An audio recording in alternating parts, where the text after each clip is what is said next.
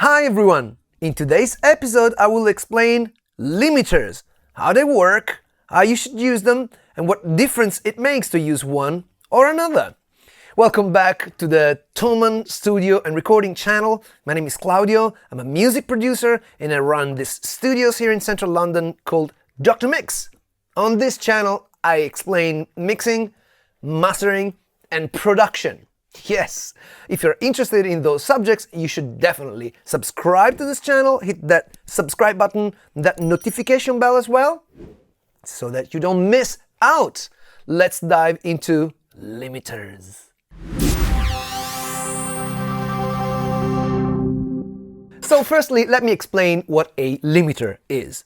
A limiter is nothing but a type of compressor with a very specific compression ratio. Let me refresh your memory on compression. So a compressor is a piece of hardware or software that allows you to push down the sound every time the sound goes above a certain level. So for example, a compressor that has a ratio set at 2:1 means that if the sound of if the level of the sound goes above that threshold by 2 dBs, the compressor will push it down by half of it, so it will go down to 1 dB. If it goes up to 4 dBs, it will push it down to 2 dBs. All right, so 2:1 is basically compressing it by a proportion of half.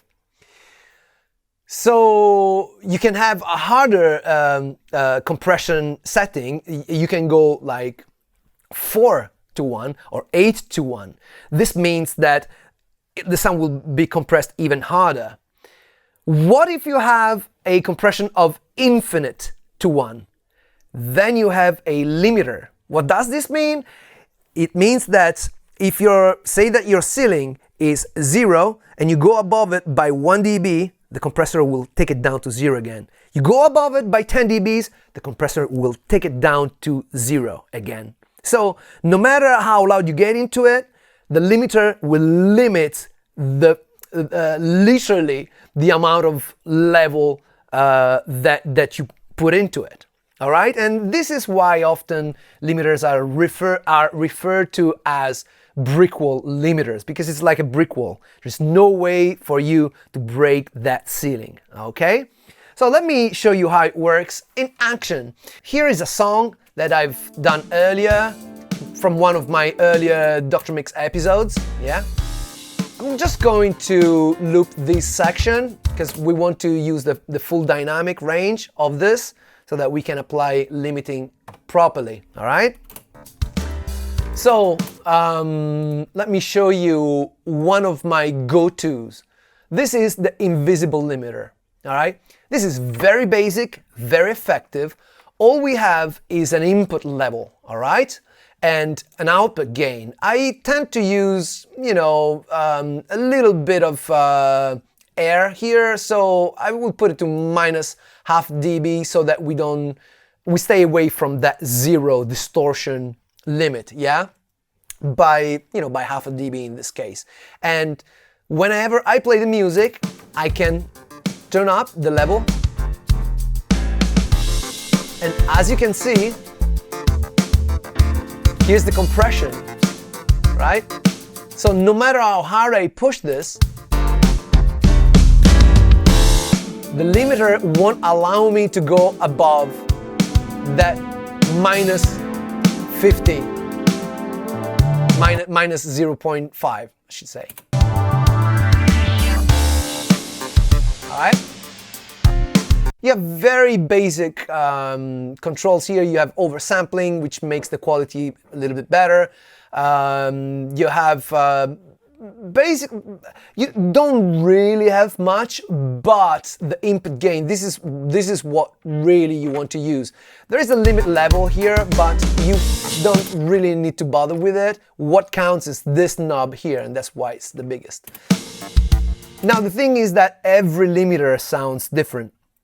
So when it comes to mastering, what you really want to do is to find the right limiter to match the sound of the right song, right? So some of them react differently to different styles of music or different mixes. So there's only one way, which is to try different ones, yeah? But as a general rule, you should remember that every time you use a limiter, you're really compromising the dynamic range and the transient information for loudness. So if I'm just gently touching on the needle, then pretty much you have the way I think a limiter should be used, in a gentle way and letting the sound natural, but still taking the full advantage of the entire range here on the meters, right? So without it and with it. If I want to make things louder, I can. However, now I'm sacrificing all of this beautiful transient from this kick drum and the snare drum, because those really punch through the mix, don't they? So maybe,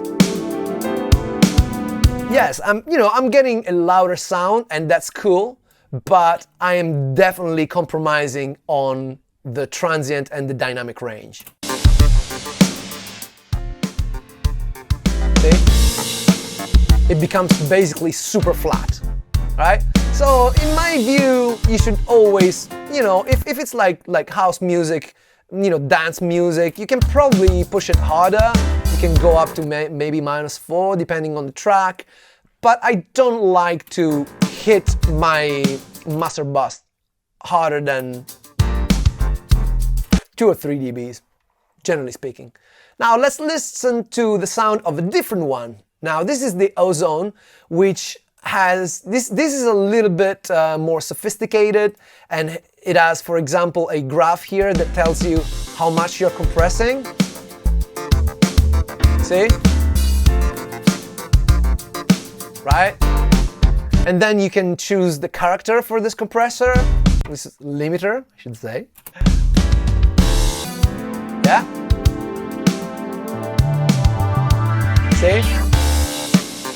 See how different the graph becomes?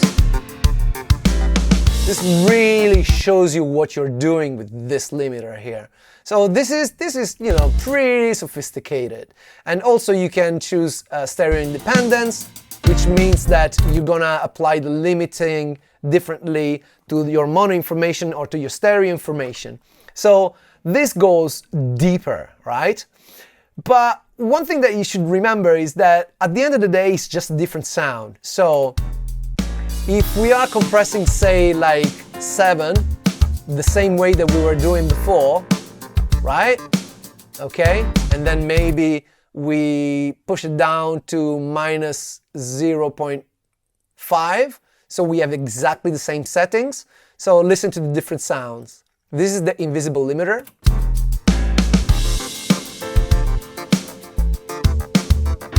And this is Ozone.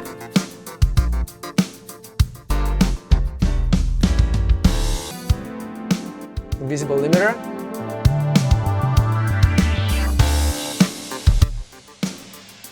Ozone. See what I'm saying? They do have different sounds, and that's probably, the big punchline with limiters. You have to test different ones to see which one works best with your music. All right? Lastly, I'm gonna show you the ProL, which is from FabFilter. This is, again, very different way of displaying the compression action. So,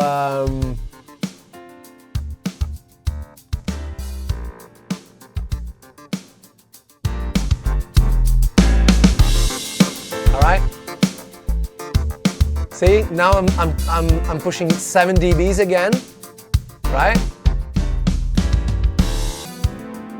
All right. So here you have a little bit more control. You got attack, you got release, you got a little bit of channel linking. So these are, these are extras that can be very useful. But at the end of the day, different limiters have different sounds. So let's check them out one by one now. All right. Invisible, Ozone, ProL.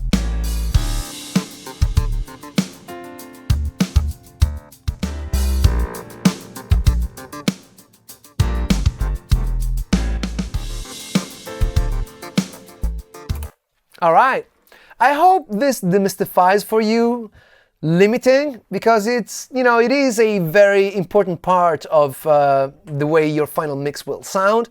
And I invite you to explore limiters and see which ones you like best for your music.